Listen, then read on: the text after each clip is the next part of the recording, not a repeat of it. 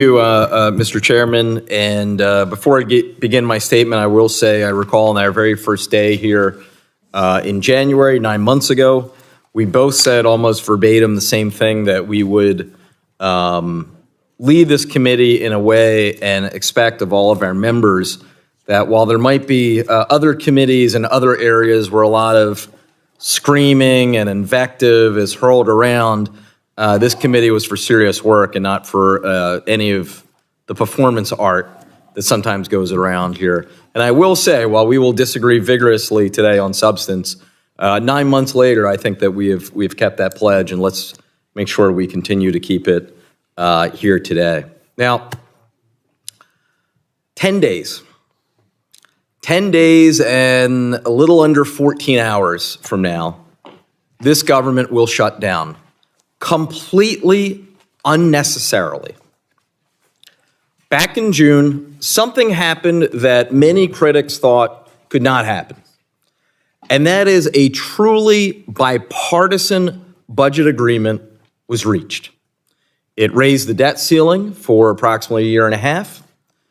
In addition, it set what the funding would be, both discretionary, non-defense discretionary, as well as defense, for the next year. And when I say bipartisan, sometimes, that word is thrown around and it means all of your side and one person on the other side voted for it.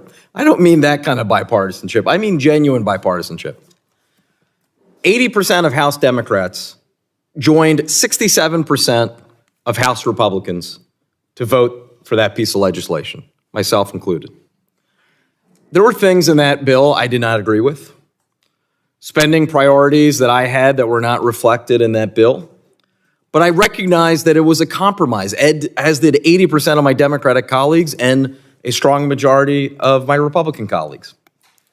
Passed the Senate by an also incredible bipartisan vote, and was signed into law by the president. So why are we here? We are here because Speaker McCarthy has decided to renege on that piece of legislation that passed in June and was signed into law. Hello, friends. I know many of you are wondering whether a government shutdown will stop or delay Social Security payments. Well, officials have released some new information on what all Social Security beneficiaries should know about the looming shutdown and how monthly benefits may be affected. New groups of lawmakers are also proposing new plans to fix Social Security. My dear friends, please make sure that you watch until the end of this video. Also, this coming Friday, I will be announcing several winners for the Walmart gift card giveaway. If you would like to enter the weekly giveaway, friends, please click and like several of my videos, and then comment below the keyword of each video that you watch. The more videos that you comment on, my friends, the greater your chances of winning the giveaways. Progressive lawmakers this week sounded the alarm over a proposal tucked into a new House GOP budget blueprint that would establish a bipartisan commission to review and propose legislative changes to Medicare and Social Security. House Republicans' new resolution, unveiled by House Budget Committee Chair Jody Arrington, revives that proposal, which has previously garnered support from several Democrats. Advocates have long criticized such commissions as an attempt to bypass the regular legislative process, dodge political backlash, and expedite Social Security cuts. Legislation introduced by Senator Mitt Romney in 2021 would create bipartisan panels with mandates to craft legislation that improves the finances of Social Security and other trust fund programs. The bills produced by the bipartisan committees would receive expedited consideration in the House and Senate. Nancy Altman, the president of the advocacy group Social Security Works, noted in a recent statement, "The only reason to make changes to Social Security via a closed-door, fast-track commission is to cut benefits. Republicans want Democrats to provide cover for Social Security cuts, which are rightfully unpopular with voters of all parties. In the years since, lawmakers have occasionally brought up the idea of creating a new bipartisan commission to examine and reform Social Security. Just 3 months ago, House Speaker Kevin McCarthy said he intends to create a commission to tackle mandatory spending, which includes Medicare and Social Security. Previously, House Republicans proposed a plan that promised to shore up the solvency of both Medicare and Social Security. The group has proposed gradually raising the Social Security retirement age, but not for current retirees or for those nearing retirement. They said that those now age 59 would see an increase in the retirement age of 3 months per year beginning in 2026. The retirement age would reach 69 for those who turn 62 in 2033. While any financial fix will require a bipartisan compromise, Representative Klein said, "We are taking action," whereas the White House and Democrats refuse to acknowledge that Medicare and Social Security are facing insolvency. Congress is facing a September 30th deadline to pass legislation to avert a government shutdown. Some federal government agencies and programs rely on annual funding, which is passed by Congress.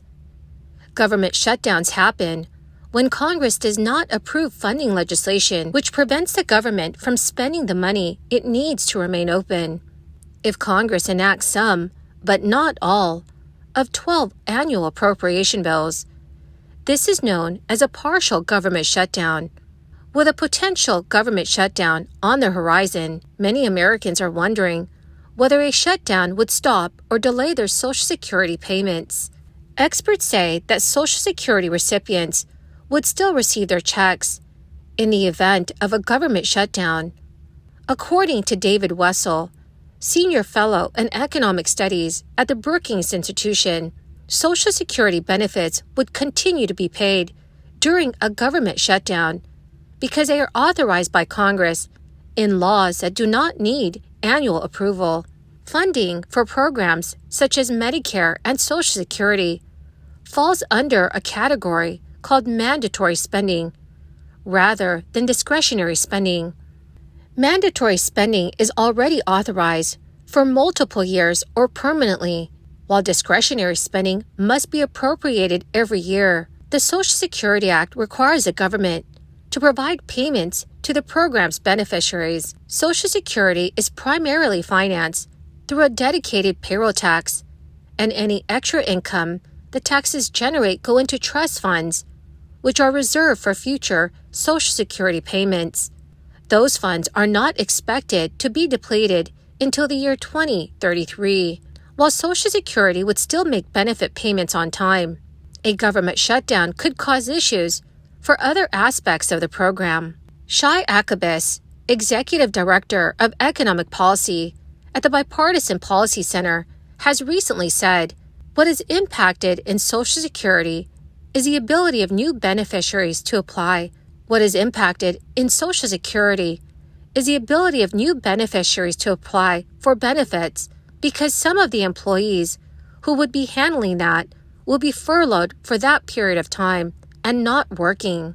Well, my awesome and amazing friends, that is the end of my daily stimulus update video for today. My friends, thank you very, very much for being part of this community and for joining me here every day. To say thank you and to show my appreciation, I will be announcing winners every week for the Walmart gift card giveaway. If you would like to enter the weekly giveaway, friends, please click and like several of my videos and then comment below the keyword of each video that you watch. The more videos that you comment on, friends, the greater your chances of winning these giveaways. Thank you and have a wonderful and very blessed week.